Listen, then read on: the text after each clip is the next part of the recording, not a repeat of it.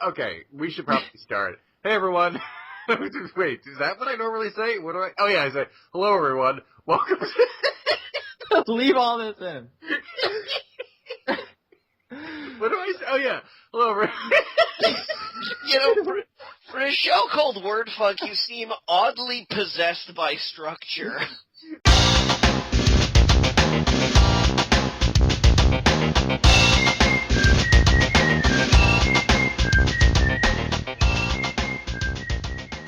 Hello, everyone. Welcome to Word Funk. I am Leon Thomas. I am joined by Johnny Maloney and Austin Yorsky. Morning, Austin. Is it morning where you are? I didn't feel like the time difference was that different. No. Okay. I'm sorry, I just wasn't listening. I don't going to be honest. I don't know what's happening. When the Skype call started, my phone beeped to tell me that, and so I was checking my phone instead of talking to you. Okay. I just feel like I just woke up, so I'm just sort of rolling with it.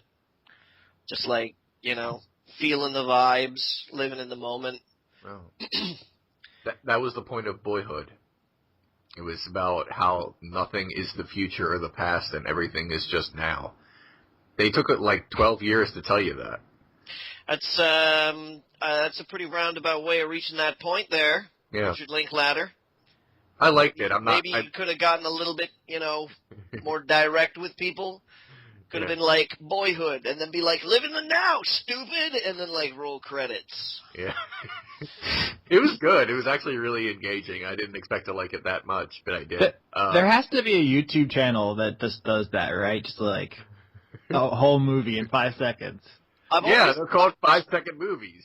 I've always wanted to do a short film series that reenacts popular television shows in 10 seconds or something like that. So I feel like now we're just inventing things that already exist. Yeah, there's definitely 8 of those. I guess there is, but this was something that occurred to me years ago that I said, yeah, I'll never do that. So I always kind of hold on to it and go, I should do that, but I'm never going to do that, so. Hey guys, did you know that this is our 50th episode?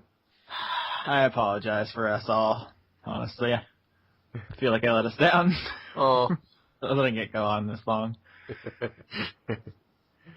I have nothing other than that.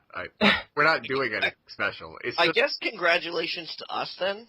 Someone maybe. email me a cake. Yeah. I got a message from a fan today on Twitter. I guess a guy tweeted at me, and he was like, "What would you say?" I gotta get the actual the total text here, okay? Okay. The guy writes to me. He says, "What would you say to someone who was listening to on his 4th listen through of the BT podcast and his 2nd of Word Funk?" Oh God! Wow. Actually, my response was, "Uh-oh." Yeah. That's what I would say to that person. I would say, "Uh-oh." You can bill all of your psychiatry bills to Sean at channelawesome.com. Yeah. Does this person have an altar to us? If so, awesome. But Wait, what? I said, does this person have an altar to us? In Hey Arnold? They didn't say anything about having an altar. I feel like if you listen to the BT podcast every episode 4 times through and every episode of Word. No, Leon. What?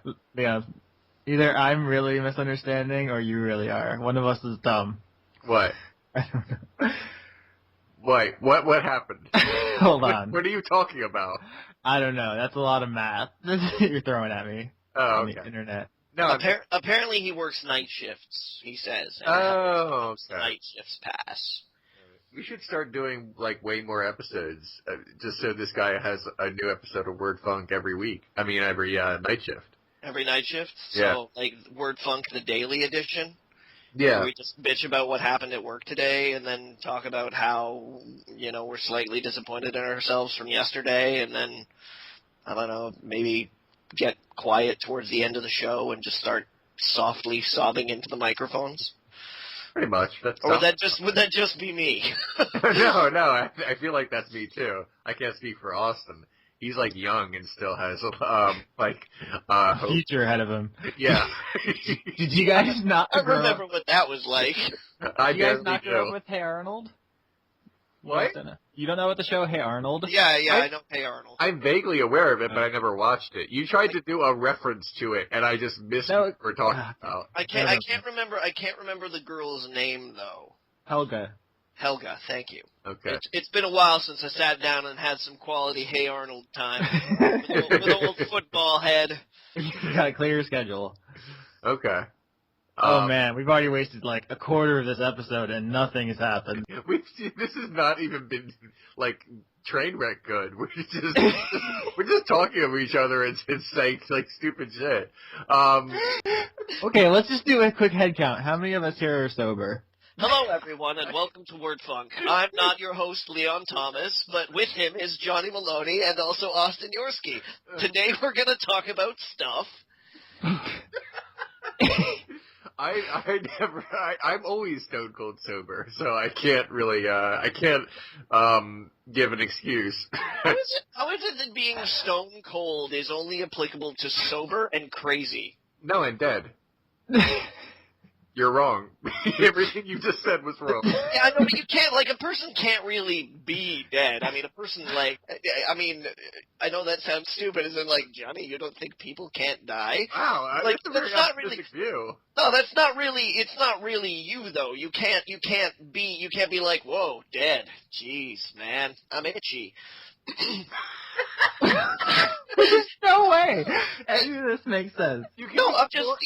You know, like, you can be itchy, and you can be tired, and you can, like, these are experiences that you can't really experience dead. Look, first of all, you don't know that. and second of all, no, you can be stone cold, crazy, stone cold hungry. You can be so... I really want to know what it's like to be stone cold hungry. I'm stone cold hungry right now. I haven't eaten... You can be stone cold Steve Austin? You can be a lot of stuff.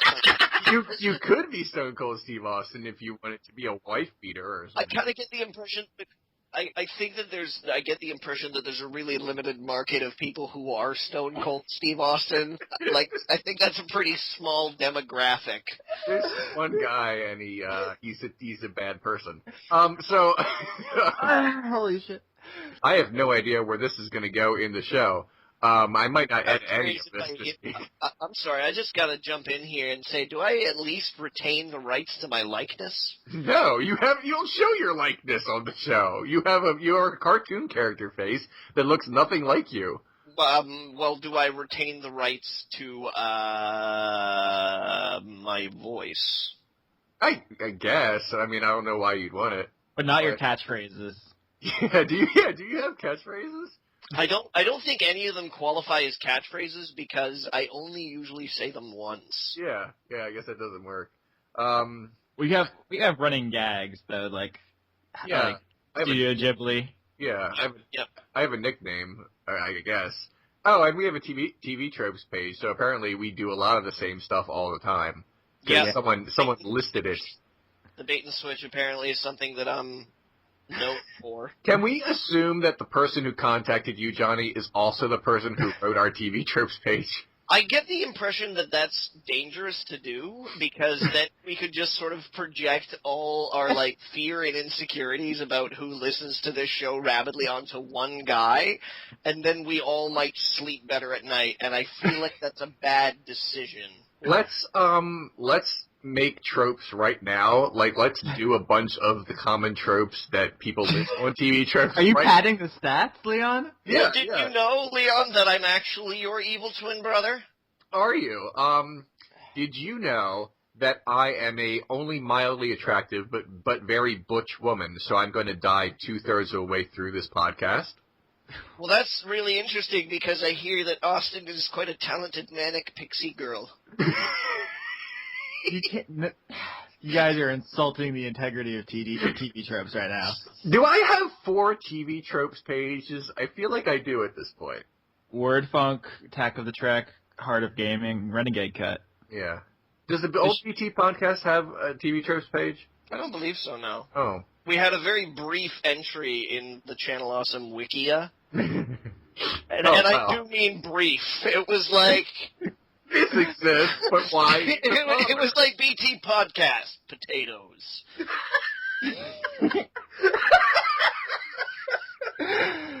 Not a topic that comes up enough, I think. What kind of French fries do you guys like the most? I get into this argument all the time. People like them like really thin. That's bullshit. Make them huge and like crinkly. You know what I'm saying? Are we talking classic potato French fries, or are we gonna like bring weird stuff into it? Because I had some French fries made out of jicama. Jicama French fry. That's some hipster bullshit. It was tell me pretty what that fucked is. up. I don't know I don't even know what that is. What, jicama? No, I genuinely don't know what you just said right now. You could have just made up a word. It sounds like you said something in Klingon. It's not. I did not make up a word. It's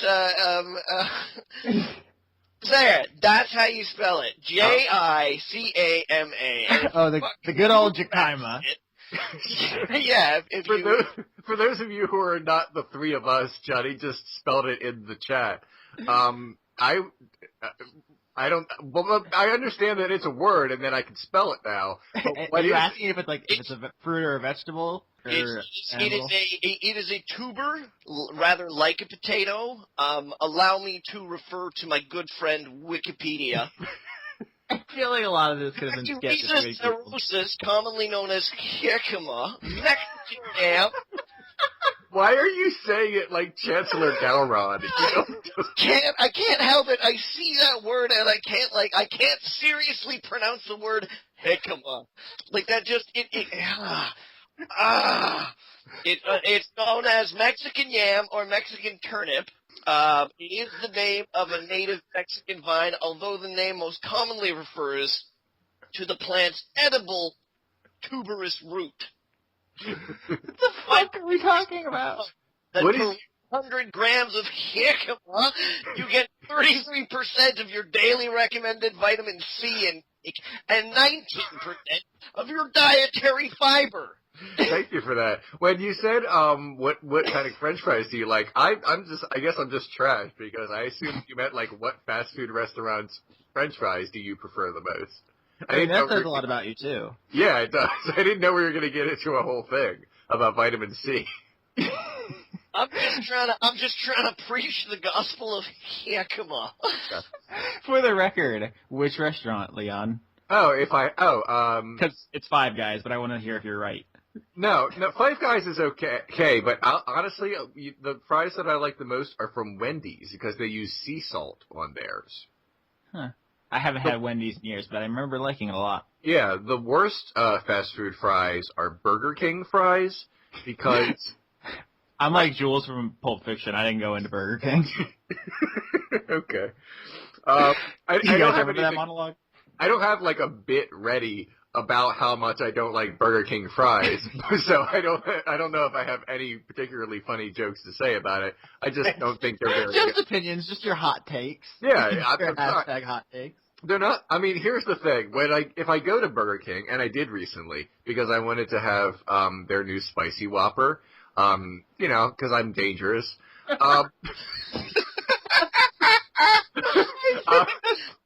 I wanted the meal because I feel like I might as well. And the fries are just there, and they're not good, but I felt like I paid for them, so I'm always going to shove them into my face. But they're just meaningless. They're meaningless fries. There's a really, really low half-life on Burger King fries. Like, they don't even last the drive home. Yeah. That's true of McDonald's fries, too. Have you ever tried to microwave McDonald's fries, like, later? No, you don't do that. No. You toaster oven. You toaster oven fries. Nobody fucking... Don't microwave fries. Yeah, sure. Yeah, when you said spicy Whopper, all I could think of was a story I heard at a party last night about someone who brought us spicy... brought a spicy Whopper to a party, and they got kicked out because of it. Like, they're like, don't bring that fucking Whopper in here. Was it Christoph Waltz? Because I'm really curious what kind of burgers he's going around with these days. Ever since I saw the photo of him with the fat burger at the Golden Globes. Oh, speaking of this party I went to last night, we're never getting to the topics. Just give up on that now. It was a St. Patrick's Day party, right? Because yesterday was a holiday at the time we're recording this. Right. and someone brought, like, Irish car bomb cupcakes, right? And they're like, oh, I only want to eat half, so split it with me. And the other person just fucking karate chopped it in the middle of the table. It just... Wait a minute, they're actually called Irish car bomb cupcakes? Well, Irish car bomb... Irish car bomb, yeah, sorry, go ahead, Austin. Oh, it's an alcoholic, like, concoction. Oh, okay. It's Guinness, I believe it's Guinness and Irish cream, because both of them are Irish. Why wouldn't they taste great together? That is just the most insensitive cupcake. It's the most insensitive everything in general. Yeah. Actually, we talked about that, like how a couple people at the party didn't even, like, get the reference. Oh. I guess it's just not going to be offensive at all someday. Did anyone wear orange? And if they did you punch them? No. Oh, okay. Well, is that a tradition? I know about the green. I didn't know. No. You're just being weird? No. I'm just, wow, I felt like I was hoping you would just get the reference and that I wouldn't have to explain. Oh. It has to do with the Troubles. Oh. I don't recall that. Sorry, I didn't mean to go so dark. Forget it. Just forget I said anything. You guys want to talk about the Irish Civil War? No. Okay, I'm so sorry. That's the worst thing we've ever said on here, clearly. Okay, so let's trace this back to where did we even start? Yakima! No, even before that, we were talking about French fries. No, before God, what are we even doing right now? I think the technical term is assing around. Is this the show? Is this what we're doing this week? Should we serve this to people? Yeah. Well, this is the 50th episode. I mean, is it better or worse than Burger King fries? I think this might be the worst to listen to, but it's been the most fun to participate in. So yeah. Well, we do this show for us anyway. I mean, you guys can deal with the comments. I'm still not really convinced that anybody actually listens to it. It's actually pretty funny that I'm actually checking. I check the blip stats and the MP3 stats, and about 2,000 people in the world listen to us talk every week, and that doesn't sound like much, and it's not. But it's absolutely not. But considering that it's basically just us farting around for an hour, that's kind of impressive. I don't know if that says something about how charismatic we all are, or how easily entertained everyone else in the world is. You gotta have background noise so you don't have to raise your own kids. You know how it is. That makes sense. I listen to a lot of podcasts. Just to keep myself from just to, get myself out of my own headspace. That's what I do at work, because I was like, just leave your body, Leon. Just leave your body and listen to the Filmcast. Okay, so this is not the teaching job you had previously discussed on the show, because people are going to be confused when you explain you need to escape your body at work. No. As I mentioned on the podcast before, I haven't taught in a classroom in over a year now. So when I say at my job, I mean whatever part-time job I decide to do this year in addition to doing Renegade Cut, which pays most of my bills. I can't remember which backstory we've said on WordFunk, because a bunch of it was on BT, and I don't expect everyone to have listened to both. So It's like, I worry about, do people know that Johnny works at a laser factory? That's one of my favorites. It's not a laser factory. It might as well be. We just use them. We're a laser utility. Johnny, you need to come up with 4 new types of lasers by end of work week. Get started. Green. I feel like that's critical characterization, you know? So yeah, absolutely, that's pretty important backstory, because without understanding that, obviously you won't understand my fascination with how to improperly pronounce Yakima. All right, so news happened this week. Let's just pretend like we care. Oh, okay. Are we actually going to get into topics? Okay. Austin, you brought up Nintendo, and I also brought up Nintendo in the pre-show chat. You can start because you probably care more. We're going to human centipede these stories together. The first is... Am I in the middle? Because that's the best one. How is that the best one? Hold on, sorry, we're not getting to the topics. How is the middle the best part of the human centipede? Because that's the one that lived the longest. Did you watch I'm gonna go ahead and jump in on you here, Leon. What? You're forced into this kind of situation where you are shown ass to mouth to at least 2 other people. Right. Maybe more. I mean, perhaps this is a slightly more ambitious Human Centipede project. And your mental state, your goal going in is, man, I want to live the longest.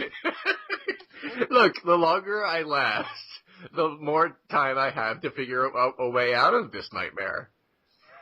I feel like death is a pretty good way out of that nightmare. No, I refuse to die that way. That's the thing.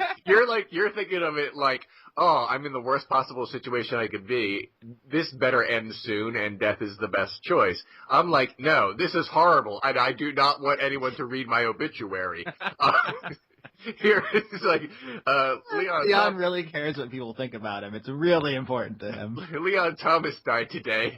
No explanation is necessary. All right. Yeah, Nintendo. Yeah, Nintendo. Shit. So they had 2 big announcements over this past week. Nobody start laughing. I'm not going to be able to make it through this. The first one is that they are partnering with another company to start putting out mobile games, phone games, which is something that people have been saying they should do for a really long time. It's been really controversial. We actually talked about it on a BT podcast episode, so we might be restating ourselves. But Mario on your phone, guys. Thoughts? It's happening. Welcome to the 21st century, Nintendo. Really? This was something that maybe should have happened during the Wii era and not like the now era. But I'm glad that they're doing it. I'm of the opinion, to state it more plainly, that this is long overdue.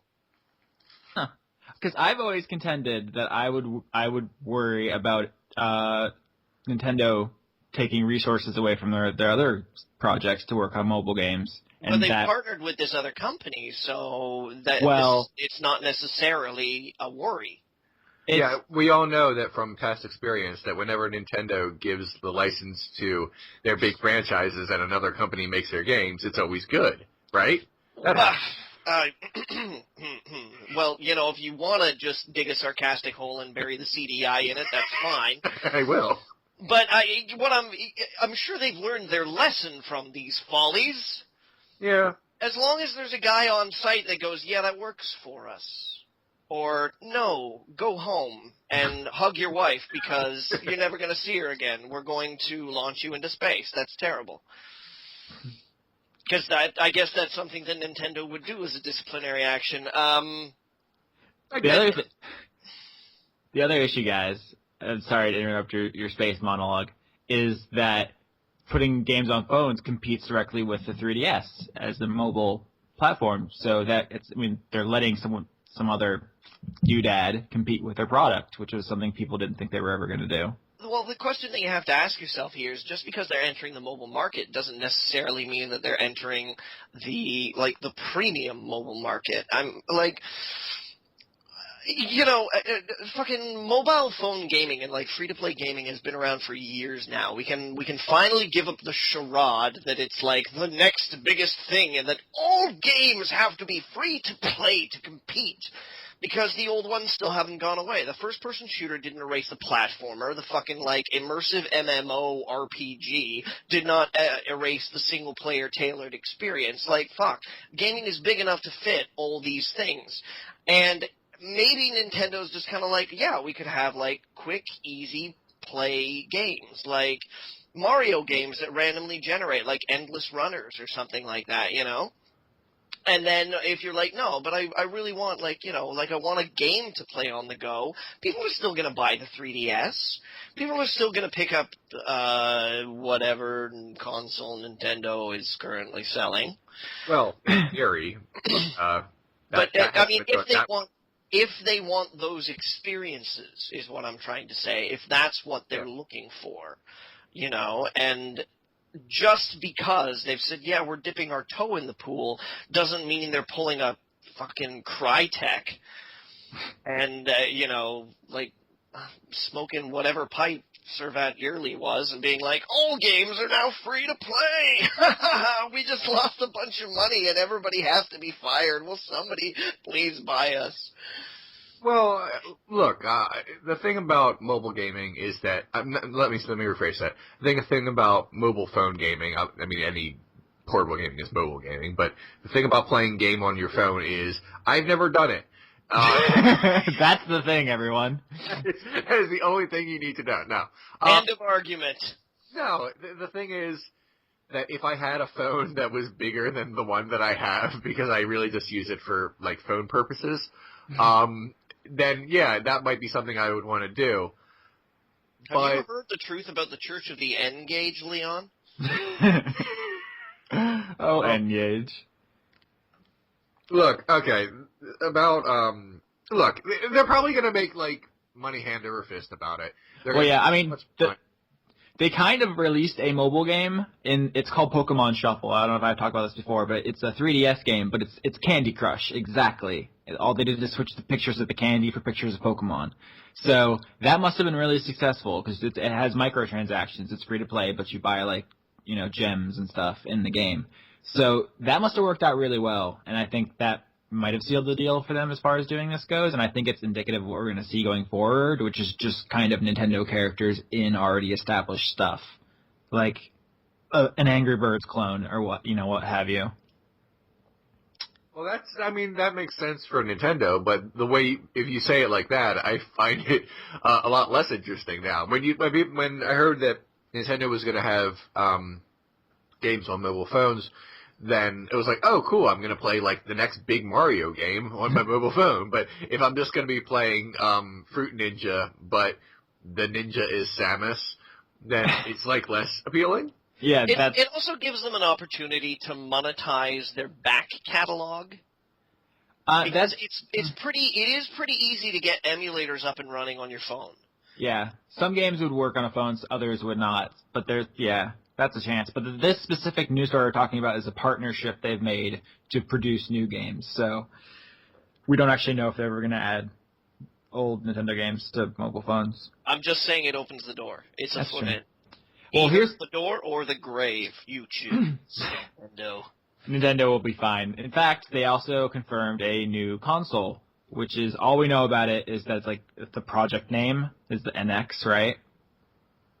Which, I mean, it sounds remarkably cooler than the Wii, but that doesn't mean it's going to be its market name. Yeah, it almost certainly is not. And the rumor that's been going around for a while is that's going to be kind of like an integrated home console and portable thing. Because that worked out so well for the Microsoft, put your hand in the carrots. The Spyglass, the soft glass, what was it? I don't remember. It was something glass. Wait, what with carrots? What was a carrot? What with carrots? Oh, that's right. Leon left the BT podcast before when Smart Glass.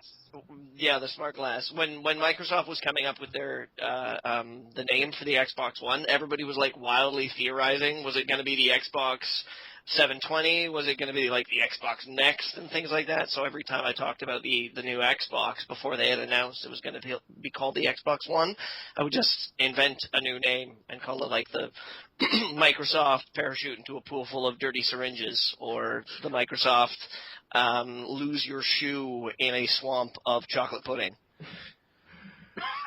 Okay, I'm sorry I missed that. I lost my train of thought. Does anybody remember? Oh, yeah.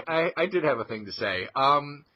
Is the fact that Nintendo is already announcing their next console 2 years and a few months in, does that mean something? Like the Wii U is dying already? It's not a great sign. Obviously, they just confirmed the existence of this new machine, so they're not saying it's like coming next year or just throw your Wii U out. It's over.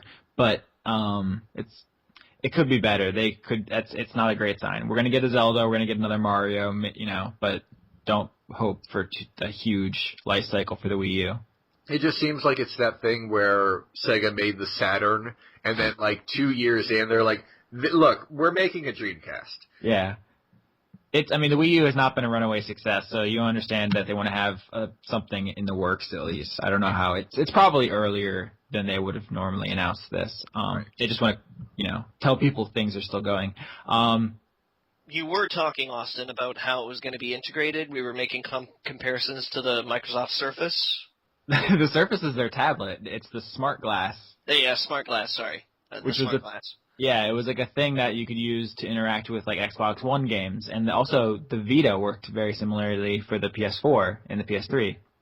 They can like stream stuff and they have like little extras. So people are thinking something like that might happen between the 3DS successor and the Wii U successor. That's kind of what people have in mind for this NX thing, but we really don't know what that is. They just kind of confirmed that it exists. So those are the two big Nintendo announcements. Any other thoughts? I mean, Nintendo? No, they make the best games. I just want to play their games. That's all that matters. Look, I'm always like a couple years behind with video games. That's just the way I do things. I'm just a little annoyed right now that Nintendo is already working on their next console, like, before I even get around to playing the Wii U. What if it's backwards compatible? Then you could just get it and then play all the Wii U games. Because consoles are so famous for doing that. Yeah, like, all of them all the time. I'm not saying it's Thank God I still have all my Sega Genesis cartridges, because they still fit into my... Oh, yeah. You can get them on Steam.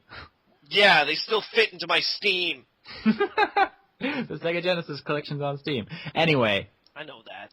Anyway, guys. I still do have all my Sega Genesis cartridges, though. Really? That's awesome. Yeah, I do. Do you have Vector Man? I don't have Vector Man, no. But I do have Cool Spot. Oh, yeah, that's all you really need. That was it. At that point in time, I was like, okay, now I need to keep on the Genesis games, because Cool Spot. Yeah, I don't think I own anything that that'd be weird if I just stopped there. I'm living in the woods. I'm just screaming this into a tree. Well, we could all debate about the metaphysical concept of property, and if our life is truly transitory, can we really own anything? Ladies and gentlemen, I ask of you, if you yourself are a temporary being existing, I'm just going to stop there. I feel like this episode, I'm listening to it right now, and someone edited all the pauses out, like how fast everyone's talking. So that, if you're listening to that and having the same thought, it sounded like that to me. Anyway, next story, Leon. Wait, did I have another thing to say? No. Nintendo? No. I was actually trying to make a thought, and then I stopped because I said something stupid. I don't think I own anything that is more than a few years old. I just realized that just as I'm sitting here right now, except my Social Security card, which is in a folder somewhere. That's pretty old. But beyond that, I don't own anything that I've had for a really long time or since You're like a reverse hoarder where you can't hold on to anything? Yeah, I don't... He lives in the moment. Yeah, I do. It's about boyhood. Plot twist, Leon, you're the Manic Pixie Dream Girl the whole time. All right. You're the comics guy, Leon. You do the next story. Yeah, okay, so here's the thing. I don't know how much I have to say about this, but I'll mention it anyway, because people are talking about it, and if nothing else, we cater to other people's needs. This is a timely program that comes out several days after all these stories have broken. Because we are so dedicated. So I used to read comic books, and my favorite comic book character is Barbara Gordon. She was Batgirl, and then she got shot in the spine, and she became Oracle. Not immediately after, like let me from the ashes I rise. Yeah, it's not like part way. It's not like Daredevil got disabled and that gave him superpowers. It's not like the Joker shot her in the spine and that gave her Oracle powers. I didn't mean it like that. I mean that she got shot in the spine in a book called The Killing Joke. And then eventually she became Oracle, and she was my favorite character. And in the new DC continuity, she is Batgirl again, because you can fix spines. All you gotta do is just reboot the universe. Yeah. No, actually in continuity, it wasn't like retconned that she was like, oh, she's fine now. It was, she went through like years of surgeries, and then she is now Batgirl again. Yeah, but sorry, color me combative about this here, but wasn't the New 52 like a whole universe reboot? It was a whole universe reboot, but the thing is, the Batman continuity was the least changed because you could make in the new DC because it's popular enough that people would notice. Partly that, but it also kind of sort of makes sense. In the new DC continuity, superheroes have only been around, or only known to be around for a few years, whereas Batman and his Bat People have been just sort of lurking in the shadows, doing all of their shit. I like it that you say Bat People, like he's got a posse, like an entourage or something like that. Have my Bat People call your Bat. Stone Cold Bat People. Okay, so... The point is, the new direction for Batgirl right now is to appeal to a younger crowd. Barbara Gordon is going back to college in graduate school, I think, and it's a lighthearted romp. I've been looking to get back into comics this year, and one of the ones I want to get into is Batgirl. And there's a mild controversy that turned into a huge controversy. There's an alternate cover to Batgirl 41. In which the Joker is in his Killing Joke outfit. It's an obvious homage. And Barbara... Well, it's the 75th anniversary of the Joker's creation. So, yeah, DC Comics was doing a... Hooray! One of our most iconic villains. Yeah. And that's fine in and of itself. And it's also fine to pay homage to the Killing Joke. Apparently Alan Moore doesn't like it, but I do. So, whatever. What does he know? He only made it. The picture is the Joker holding on to Barbara and painting a bloody smile on her face. It's pretty damn creepy. There's two problems with it. And it's not that it looks scary, because frankly, things happen in comic books that are way grosser and more frightening than that. Comics are really overcorrected for the perceived kiddiness image. Yeah. Like, they went so far to the other side that I now more associate them with images like this. Like, this didn't even, rustle my jimmies one bit when I first saw it. Yeah. And yet, many jimmies were rustled by it. There were so many jimmies. Those jimmies just rustling in the wind. There are two valid complaints about it. One is that this... recent Batgirl ongoing comic series is geared more to a younger crowd, and it's sort of meant to be lighthearted, and this is anything but. So I can understand that. And the other reason is that in The Killing Joke, although it is very clear that, how do I say this without sounding horrible? The Joker does not rape Barbara Gordon. But he definitely takes almost all of her clothes off and takes pictures of her, and that's still a horrible sexual crime. And so that happened in that book, and it was a sort of mature readers-only book, and it was a long time ago, and this image doesn't mesh with the tone of this Batgirl ongoing comic book series. It would be like... Dick Grayson has done a lot of morally questionable things in the last few years, like post-Chuck Dixon era, and you don't show them in Teen Titans Go, though, because it just doesn't work in that realm. And this was sort of like an oil and water kind of thing, like why is it this does not mix up? And people kind of flip their shit about it. And although I did not flip my shit about it, my jimmies were not rustled. I've never heard that before, by the way. But I get it. I understand after thinking about it why this feels kind of inappropriate for this particular book at this particular time. Well, you know that a lot of people, one of the reasons why a lot of people got upset about The Killing Joke was because they had an opportunity, they had a great opportunity about the tragedy that befalls Barbara Gordon, and then it just kind of becomes this like, oh, my friend, has been so wronged by the Joker, I must avenge her as Batman. And it becomes, again, all about the guys. One of the largest criticisms about the inclusion of violence against women, either sexual or anything reminiscent of domestic violence or similar tones about the power differential is that invariably it always becomes a tool to motivate the men. It never becomes a story about the women. The word for that is phallocentricity. There we go. Thank you, Austin.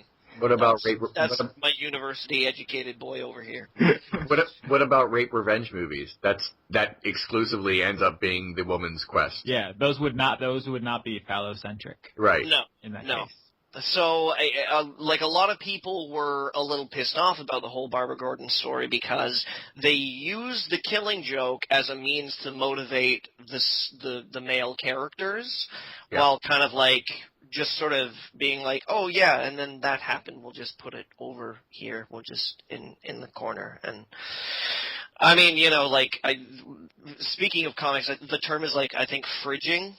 Yeah, women in refrigerators. Yeah. So I mean, it's almost an early example of that, to where it was and to be fair though, the writing staff of Batman and Batgirl back in the day picked it up to where they were like, no, this is a story that's worth telling. We should talk about this. We should show this struggle. We should have these issues presented.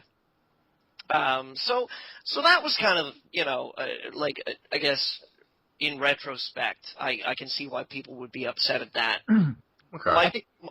Go ahead, Austin. I think we can all agree that there are grounds to make, complaints about this based on context and appropriateness and whatnot. Yeah. But do you guys, have a problem with, say, if the image was used for a darker version of the series? If it was justified, contextually? I don't have an issue with the image at all, to tell you the truth. Because to have a problem with the image is to have a problem with the concept of suggestion of confrontation, the concept of suggestion that there are going to be real mature issues that you are dealing with in this work of art or entertainment. And to go off the handle on the suggestion that what is being handled is handled immaturely is I'm stupid. Wow. It sounded like you were about to say something really profound there, and then everything fell apart. No, I really do. I really do think it's stupid because at the end of that, you see the explicit, if we want to call it explicit, image, and then you digest the actual material that gets presented to you, and then afterwards, you can say, well, they either did or they didn't handle this maturely. And that can become that becomes an argument about taste. It becomes an argument about appropriateness. It becomes an argument about reinforcing or breaking stereotypes. And analysis then becomes the actual criticism, as opposed to being outraged at the suggestion that people are being offensive. You said all that really fancy. I was just gonna say that I think it's disturbing on purpose, and that it kind of works as on its own merits. But I do agree with you guys that the context makes it kind of I understand why people would be upset, and I don't have any problem with it being pulled. No, and I mean particularly because the artist and the team behind writing the comic were yeah, it's a little inappropriate. So they were the ones that made the decision. It wasn't a corporate hand didn't come down and say, oh, but Marvel's corporate hand just goes, oh, all the time. Oh, it just reaches right into these pockets and starts pulling money out. Yeah. Comic jokes. I have mixed feelings about it. I guess that's how I feel. To the point that if it got removed or if it didn't got removed, I wouldn't throw a huge fit either way. But I feel like, at least in terms of public relations, that was exactly the right move. Cool. We have 2 minutes left. Yeah. Well, sort of. We started late, so according to the timer, we have a little bit more time. Is there anything else we wanted to talk about that's important? Not that anything we talk about is everyone here is ever really important, besides part of that last conversation that got super heavy somehow. Jesus. I'm sorry. You guys. Sports Talk is a roller coaster, guys. Sometimes we go down fast. Other times we climb to like weird heights, and then just kind of corkscrew, and like it just like, and then you get off, you shake your head. And then sometimes there's mechanical failures, and we have to close the park and clean everything. It's a huge mess. Vomit everywhere, like it's yeah. You guys like the new Modest Mouse album? I know because I haven't listened to it, but you guys wanted to talk about it. I wanted to try to rope you into this, Leon, because you have to have at least heard a Modest Mouse song. Come on. I think so. They're so good. All right, okay, Austin, for reference here, I just asked what's your favorite, prior to the release of this, what's your favorite Modest Mouse album?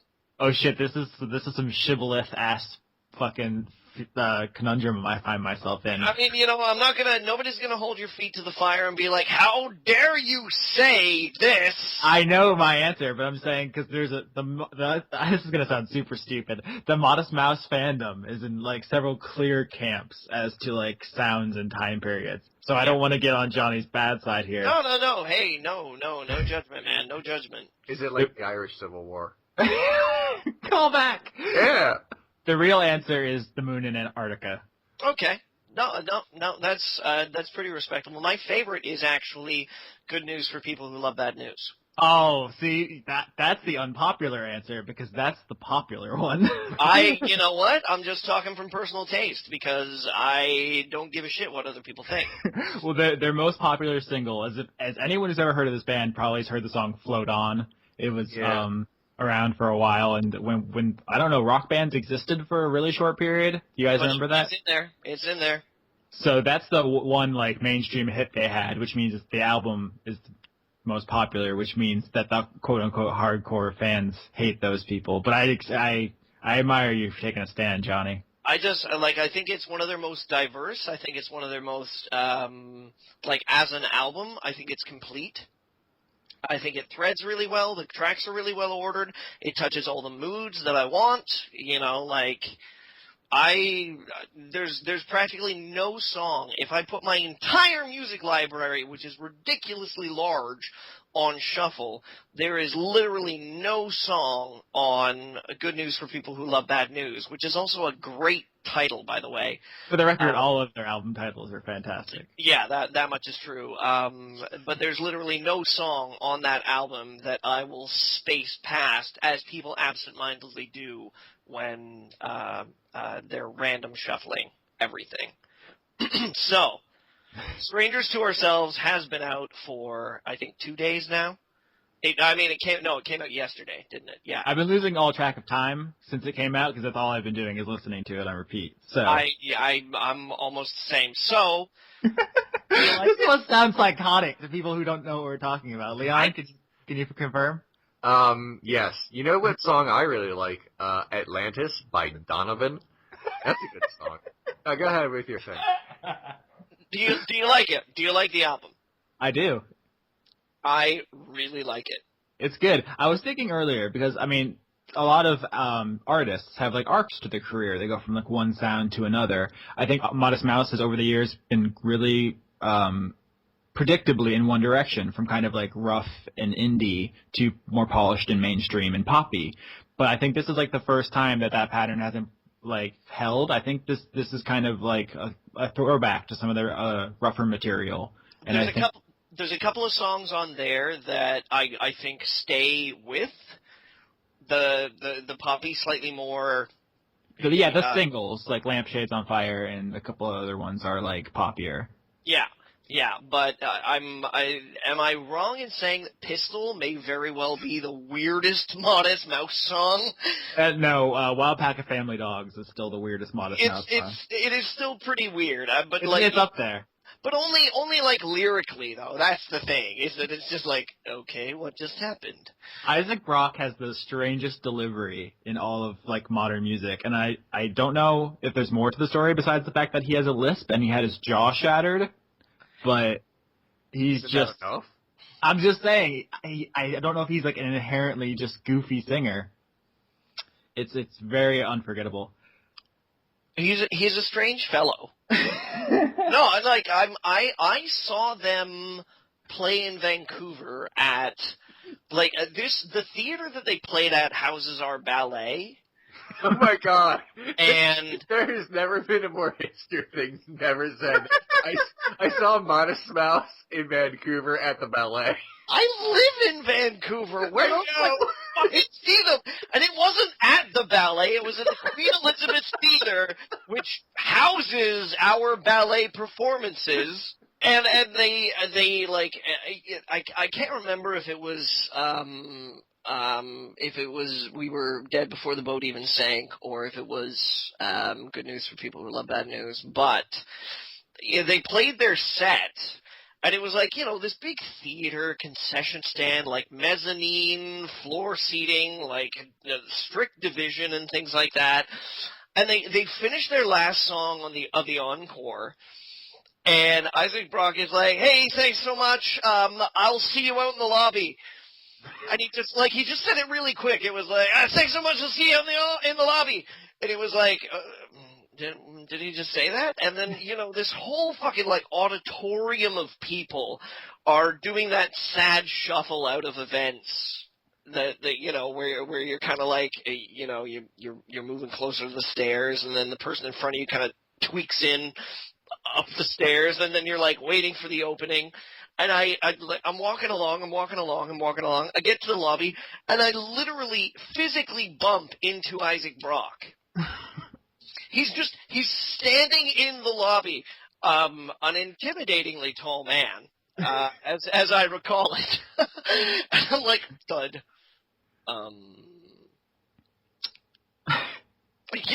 Just that kind of finger point at him, sort of didn't I just see you on stage? I didn't think you were serious. And nobody was talking to him. It was the weirdest thing. Everybody was just sort of trudging on by him, and he's standing there, hands in his pockets, yep, right here. Do you guys have any weird concert stories? I'm sorry to get off topic, but did I tell you guys a story about how I was an accessory to the theft of Ozzy Osbourne's ketchup? I insist that you tell us. Oh, I went to Ozfest. I think it was in 2006, or I don't remember exactly the year. It was Lamb of God was there. Anyway, so it's a heavy metal music festival, and I went with a couple people, and one of the guys was so fucking hammered. I have never seen anyone this drunk before or since. He vomited it in the mosh pit and continued to mosh in it. They don't care. That's dedication. He was so Kudos fucking... to you, guy!